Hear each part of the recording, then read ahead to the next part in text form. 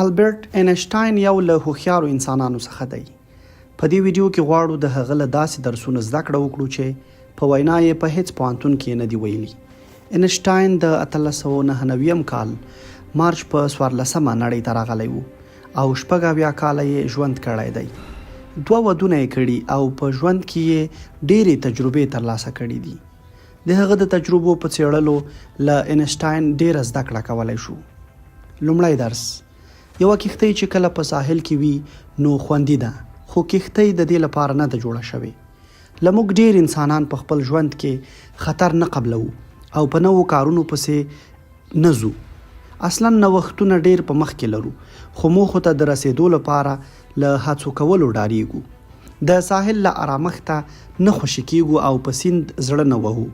راځئ چې یو لنډ داستان درته ووایم. یو ورځ د مچۍ او مار سره بحث شو. مار وویل انسانان زما د ډارونکي ظاهر له ویرې مړه کېږي، نه زما له نیش وهلو. خو مچۍ دا خبره نه منله. مار د خپلې دې خبرې اثبات لپاره هغه شپون ته چې د ونې لاندې ویده و ورنږدې شو او مچۍ ته یې وویل زه شپون چیچم او پټېږم، ته به هغه را خبر کړې. نو مار شپون وچیچه او مچۍ د شپون په سر الوت پیل کړ. شپون له خوبه راپاڅېده او ویې ویل ای لعنتي مچۍ. هغه د خپل چیچل شوي ځای په ګرولو اخته شو او زهر یې راوباسل. لږ څه درمل یې هم پر ټپ کېښودل. شپون له څو ورځو وروسته ښه شو. څو ورځې وروسته چې شپون بیا په خپل استراحت اخته و، مار او مچۍ یوه بله طریقه وکاروله. دا وار مچۍ شپون وچیچه او مار ځان وښود.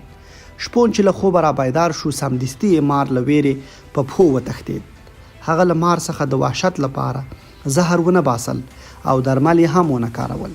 نو څو ورځې وروسته شپون له مار څخه د ویرې او حقیقت کې د مچۍ زهرو له امله ومړ. ډېرې نورې ناروغۍ او ستونزې هم همداسې دي چې انسانان یوازې د ویرې له امله له منځه وړي. نو هر څه له ژوند برداشت او هغو شرایطو پورې چې موږ پکې اوسیږو اړه لري.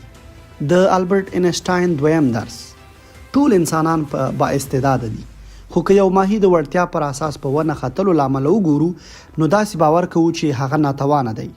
په اصل کې هر کس ځانګړی استعداد لري. کیدای شي یو تن ښه خبرې کوونکی ونه اوسي خو په رسم کښلو کې ښه وي. کیدای شي یو کس له ریاضي ښې نمرې ترلاسه نه کړي خو په لوبه کې له غوره کسانو یو وي. کیدای شي یو کس له فني کارونو سره مینه ونه لري خو په هنري کارونو کې ښه ځلیږي. نو په لومړي قدم کې موږ باید خپل ځان وپېژنو، نو هغه وخت به لوی بریالیتوب ته ورسیږو. د امریکا یو مشهور کس په لومړي ځل یو سلف سروس رستورانت ته دعوت شو. هغه خپل میز خواته منتظر و تر څو خواړه وروړل شي، خو هر څومره چې منتظر پاتې شو بیا یې هم خواته هیڅوک رانغلل.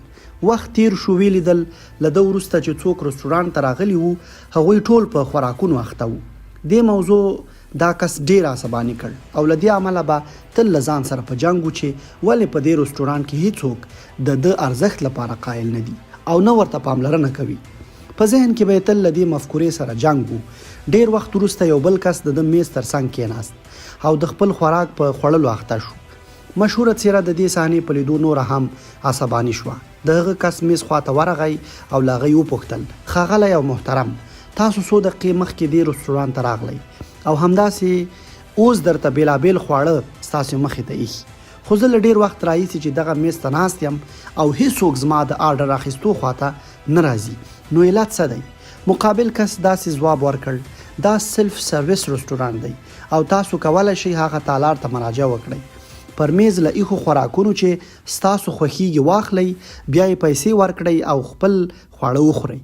په اصل کې په دې رستورانت کې هر څه ستاسو په اختیار دي. مشهوره څېره د دې خبرې په اورېدو په فکر کې لاړ او په دې نتیجې ورسېد چې ژوند په رښتیا هم لکه د سلف سروس رستورانت په څېر دی او هر څه د خوند اخیستلو لپاره دي.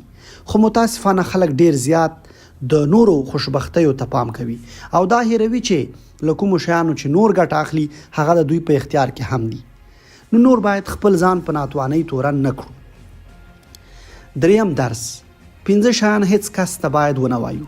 اول د اړیکو ستونزې، دویم بانکي حساب کې د پیسو مقدار او پنځم خپلې موخې باید هیڅ چا سره شریکې نه کړو. یو مهال پیټر ګل ویټرز ځینې نوي ازمایښتونه وکړل چې له هغوی یو په داسې ډول و 143 کسانو په 4 بیلابیلو ټیسټونو کې خپلې موخې ولیکلې. نیمایي کسانو خپلې موخې وښودې او نیمایي نورو کسانو خپلو موخو په اړه هیڅ خبرې ونه کړې. له 143 کسانو هر یوه 45 دقیقې وخت درلود څو خپلو اهدافو لپاره داسې کار وکړي چې خپلو ټاکل شوو موخو ته پرې نږدې شي. هغوی ته وویل شو هر کله مو چې غوښتل له کار لاس واخلئ نو کولی شئ. بالاخره پایله داسې شوه چې هغو کسانو چې د خپلو موخو په اړه خبرې ونه کړې په 45 دقیقو کې داسې کارونه ترسره کړل چې په هغې سره خپلو موخو ته نږدې شوي وو. او کله چې له کار وروسته له هغوی وپوښتل شول چې وضعیت څنګه دی، هغوی ویل ډیر کار باید ترسره کړو څو خپلو موخو ته ورسیږو. خو هغوی چې خپلې موخې یې ښکاره کړې وې نو تقریبا کار یې په 33 دقیقو کې یوې خواته کړی وو.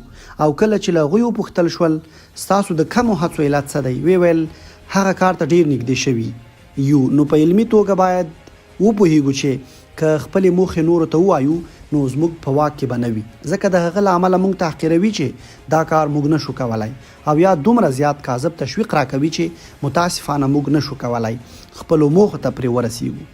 له پخوا راهیسې ویل شوي چې د خپلو موخو ته د رسیدو لپاره په مړ څراغ باید حرکت وکړو.